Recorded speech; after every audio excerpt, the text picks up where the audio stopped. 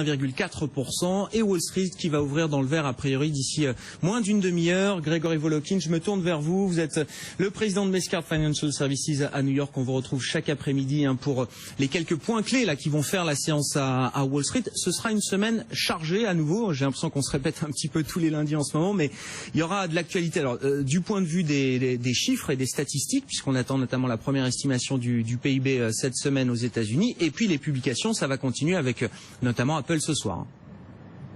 Oui, absolument.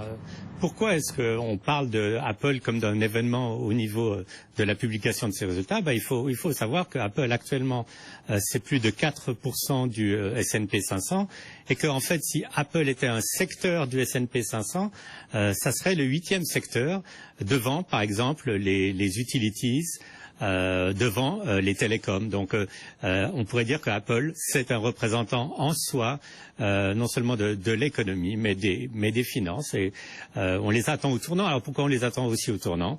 C'est parce que leur relais de croissance actuellement c'est vraiment la Chine, et il y a un chiffre qui est très discuté ou débattu ici, c'est le nombre de iPhone qu'ils vont vendre en Chine, et ce chiffre va faire, je dirais, la réussite ou le non-succès de ces résultats. C'est 60 millions de iPhone qui devraient être vendus en Chine sur le trimestre. Ce serait plus qu'aux États-Unis, Grégory, c'est ça, hein? L'histoire là devient chinoise de plus en plus pour Apple. C'est son premier marché là.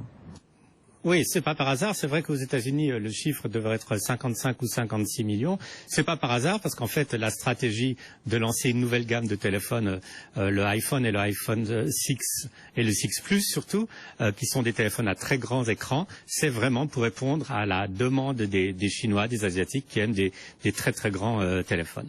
Merci Grégory. On vous retrouvera après l'ouverture, ouverture qui est attendue en hausse à Wall Street dans une grosse vingtaine de minutes. Les marchés européens, donc je vous le disais, bien orientés, puisque le CAC 40 la gagne plus de 1%, on accélère un petit peu à la hausse justement avant l'ouverture de Wall Street tout à l'heure. Et puis retour en France, Anne-Sophie Balbir, on vous retrouve pour le journal de Intégral Bourse, premier quart d'heure de cotation à New York. Et puis des records également aux États-Unis, un pluie de records pour commencer la semaine.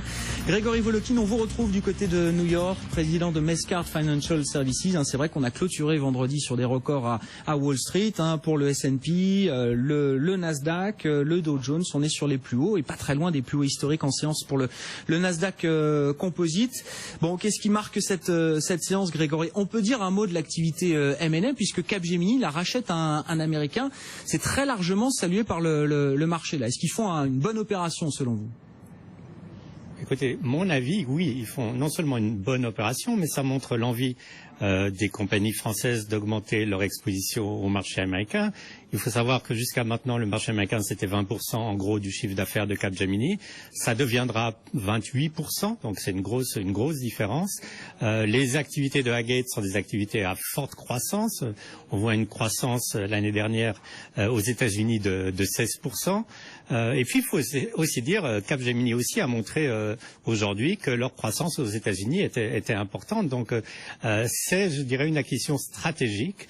On peut voir aussi le fait que cette compagnie américaine, en fait, est surtout une compagnie indienne avec beaucoup d'employés en Inde. Ça va augmenter le nombre d'employés pour Capgemini en pourcentage qui sont dans des pays où la main-d'œuvre est moins chère. Donc, disons, tout est à saluer. Et ce qui est, je dirais, très curieux, c'est que je lisais des commentaires de brokers ce matin, une fois de plus à côté de la plaque, un très gros broker de la place. Vous saviez ce qu'il disait? Il disait Capgemini aurait mieux fait de racheter des actions. Alors, c'est peut-être une question que vous pouvez je sais lequel c'est, Grégory. C'est la question que j'ai posée à Paul Hermelin tout à l'heure, le PDG de Capgemini. Je veux pas l'énerver, mais je lui demanderai quand même ce qu'il pense de ces analystes et de cette pression quand même sur la question du cash qu'on voit un petit peu partout, y compris du côté des sociétés européennes. C'est un vaste débat également outre-Atlantique et depuis longtemps. D'ailleurs, on aura encore un exemple avec Apple ce soir. Ce sera à nouveau un